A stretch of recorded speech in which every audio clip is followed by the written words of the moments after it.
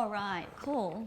So as a self-love fanatic, the first thing I'm going to do is honor myself and then honor every woman and every man in this room today. And to celebrate the journey that we've been through to be here now, we're going to do something really outrageously feminine. But don't worry, gentlemen, it's also physiologically recommended. Did you know that the quickest way to alter your state of mind if you're feeling fidgety, bored, tired, or simply not present is to alter your physiological state? Agree? Yes? Awesome, cool. So who here believes that they are a woman of substance? Awesome, cool. So if you believe that you are a woman of substance, please rise up on your feet, stand up please. Now what you need to do is turn to the person next to you, find a partner if you don't have someone next to you. And on a count of 3, very quickly, what we're going to do is we are going to give our partners a high five to the left, high five to the right, and we're going to shimmy to our partners, and we are going to declare, I am a woman of substance. Are you ready? Awesome, cool. Very quickly, on a count of 3. 1, 2, 3. High five to the left, high five to the right, shimmy. I am a woman of substance. Yes, perfect, cool. Take a seat, please. That should get you all warmed up. Because today we are going to talk about transcending fear. So the other day, my partner and I, we were having a friendly banter. He said to me, I understand, honey. You're a woman and things are not simple for you. So I said to him, what do you mean things are not simple for me? Like, I am the most simplistic, clear-headed, straightforward human being you could ever meet on this planet. Thank you. And he chuckled. I'll tell you a story about a genie and a man, honey. So the man finds a lamp, rubs the lamp, genie comes out, poof! And he goes, Sire, your one wish is my command, so please hit me with it. And he goes, oh, okay. So this man is very enlightened. Genie, long road trips are my thing. Fills my heart with peace, my soul with love. So please, if you could build me an intercontinental superhighway where I can go to any country I like, anytime I wish. So the genie looks at him and says, dude, I'm a genie, I'm not NASA. Wish impossible. You have to get real, man, get real. So he goes, okay, so get real, genie says, has to be something about that already exists. Oh, I know. Genie, please help me understand a woman. And then the genie said, toys with his beard and says, how many lanes did you want that superhighway? You see, being a woman, we're so profoundly fearless and powerful, even the genie would not want to mess with us, yeah? Yeah, do you believe you're fearless and powerful? Cool. Awesome. Well, to become fearless, you must first understand what it is that you are most fearful of. To transcend fear, you must have gone through a valley so deep, you would have thought you'd never make it through. Transcending fear is not about losing the fear. Transcending fear is being above fear. Here's what I know about fear. I was born in a small town in southern Philippines. At 5 years old, I was abandoned. I grew up in obscurity as I raised myself in an environment riddled with drug abuse, alcoholism, indifference, scarcity. I lived and I breathed emotional vacancy and psychological warfare, believing that this is all the stuff that made the world go round. As a young woman, I indulged myself in a downward spiral of fear and self-sabotage. Not because I enjoyed it, it was because I was subconsciously attached to it and even addicted to it. You see, fear is not always ugly. Most of the times, fear is provocatively the easier choice.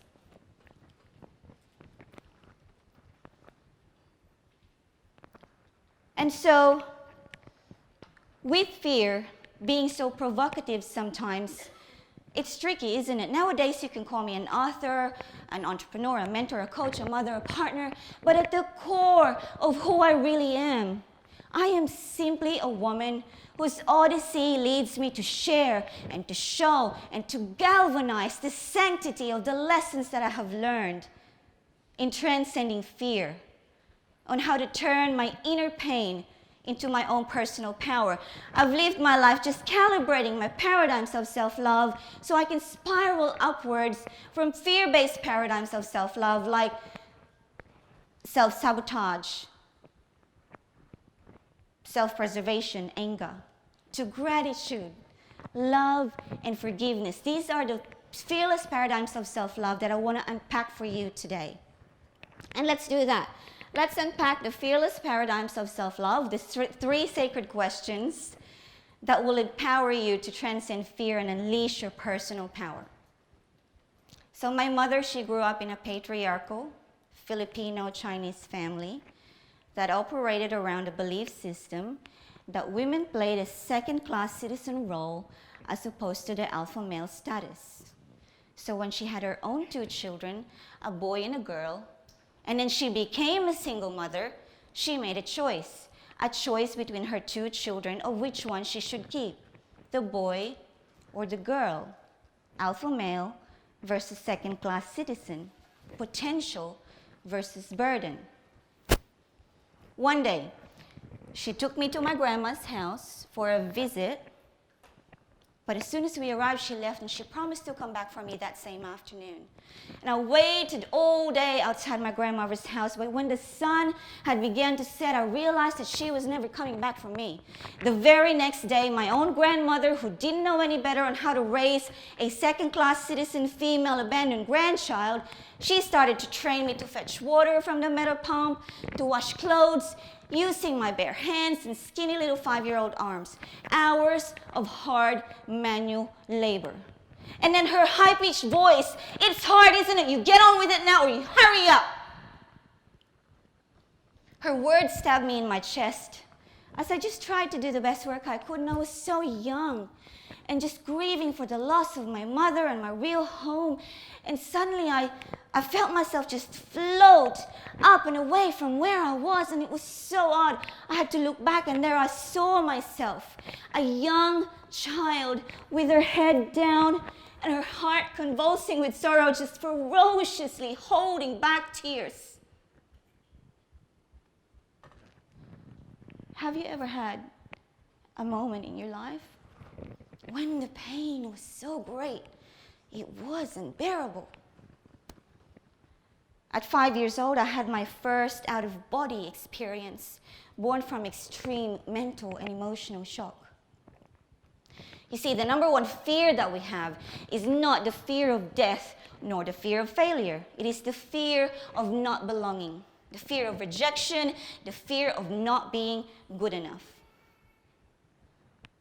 15 years after I was abandoned, I became a high-functioning zombie. Even though I was educated and I became a writer and I worked for the biggest corporations in the Philippines, so that on the surface it looked like I had everything figured out. But on the inside, I was crippled with fear.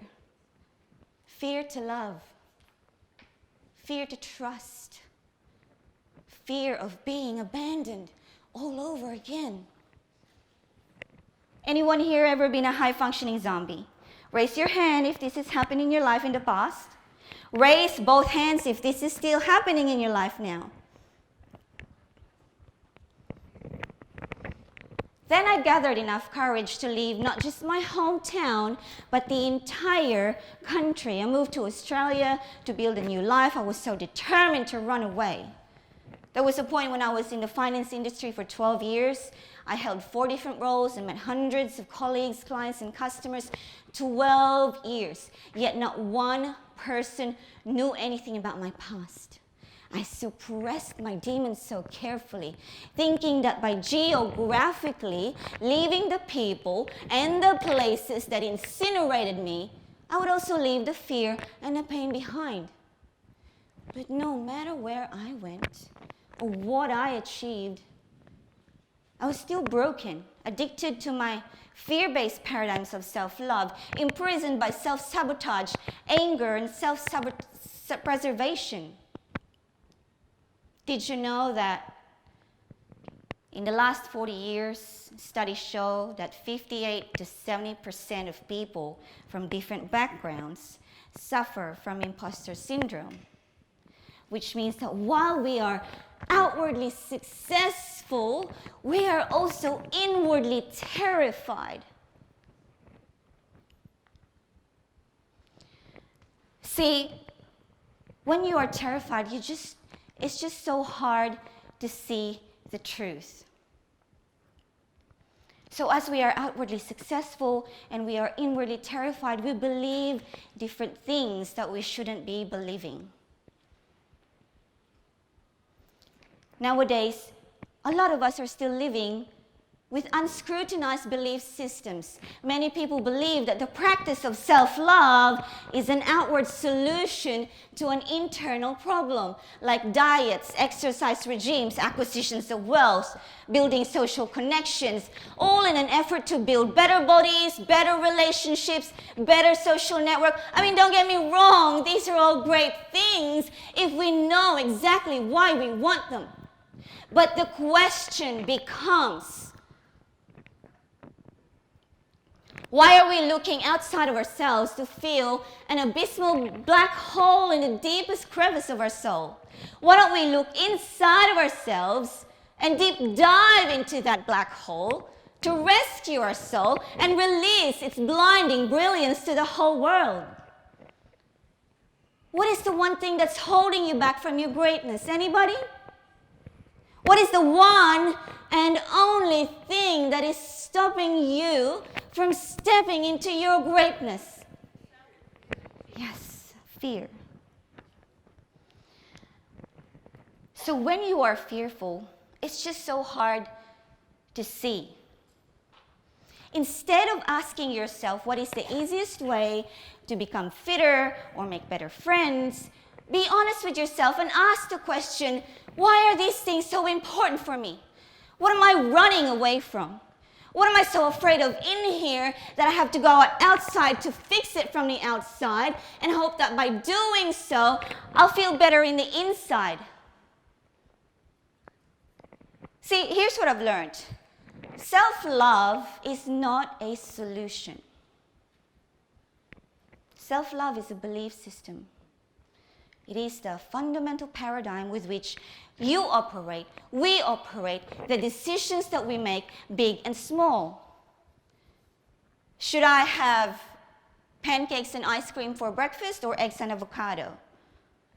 Should I invest in myself and go on a tropical holiday, or should I invest in my future self and start a business that I am passionate about? Should I have sex with him even though he says he doesn't want a relationship? At least he was honest. Or should I let him go and give room for someone who wants both sex and relationship? In the Book of Secrets, Unlocking the Hidden Dimensions of Your Life by Deepak Chopra, he writes that there is no such thing as a right or wrong decision, only a series of possibilities that come with. So our decisions, just like our beliefs, are either fear-based or fearless. And our decisions, big and small, will paint the picture of your evolving purpose. What do I mean by this? What is purpose? Purpose is not some elusive, monumental landmark achievement. It's not one big thing. It's not about getting a Nobel Prize or achieving X amount of money in X amount of time in business or losing X amount of pounds in a very short period of time. It's not about becoming someone else or getting something. No. Purpose is about being. And to be is a fluid evolution. When a baby is born, the baby's purpose is to thrive and survive, and then it learns to walk and talk, and his purpose evolves into forming his thoughts and belief system. When a woman is giving birth, her one and only purpose in those hours of labor is to surrender and give life to the human race. When you are sick, Your body is calling on your purpose to heal through your will to live, your will to thrive, your will to be.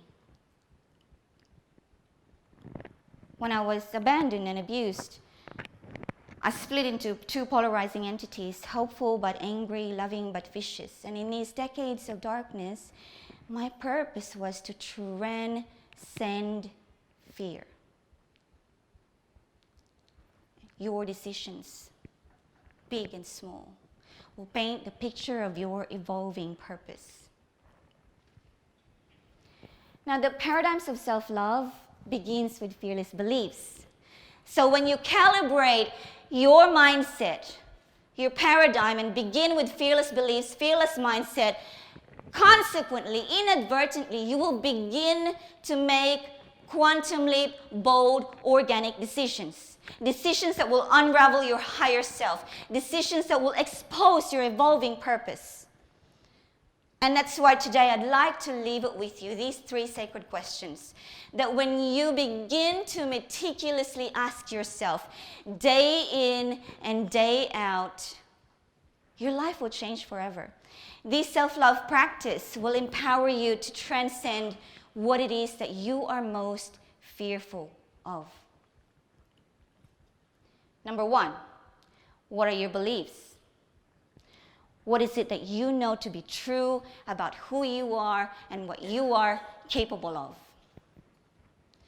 7 years ago, I was diagnosed with patellofemoral osteoarthritis degenerative syndrome. It's too long. Where my left knee wouldn't bend. I needed help to go up and down the stairs and doing everything else. And by degenerative, the doctor said that it meant the left knee is it's not going to get better, it's only going to get worse. I was 37 years young, and this doctor was telling me that my left knee was forever broken. I thought it was the most preposterous thing I've ever heard. Like, I have a vision of me, 88 years old, and still actively volunteering in community causes. Like, I didn't just believe, I had a knowing that my left knee was not only going to get better, it was going to get stronger. And because he was challenging my belief, I was so keen to prove him wrong as fast as I can. I enrolled in pole dancing lessons, and in 12 months' time, I was swinging on that pole with my arms and my legs like a monkey. Be careful with the dialogue that you choose to have in your mind. Believe only the best things and the greatest things that are true about you. Number 2. When was the last time that you have made a quantum leap decision that will forever change the landscape of your legacy? 20 years ago, I made a crucial decision, left everything that was familiar to me, my job, my friends, my country, and I didn't know what was going to happen to me or how everything was going to unfold. But I was willing to take a quantum leap decision because I wanted to change the landscape of my legacy. I knew that if I kept doing the same thing over and over again, nothing will change. Because if you want change, you must be prepared to hurt. You must be prepared to suffer. You must be prepared to understand and be humbled. And then you will transcend. Last sacred question. Are you willing to expose the highest expression of your evolving purpose? The most counterintuitive thing that we do to ourselves is we put ourselves in a process of actively building, actively searching. I mean, whether that's in our business or relations with our family, mental health, emotional health, physical health. We are so busy and so active that we inadvertently move away from the source, and we find it hard to be still. We find it hard to be silent. This is where your evolving purpose is, inside of you. All you have to do is be still. Be silent. Listen to the core of your being. Some people call this meditation, others call it prayer. Call it what you like. Stillness speaks. And when you listen, you will find that there is nothing to be fearful of. Your purpose is to be you, to love you fearlessly. And the biggest question is, are you ready to embrace the fearless paradigms of self-love? Thank you. Thank you. Great.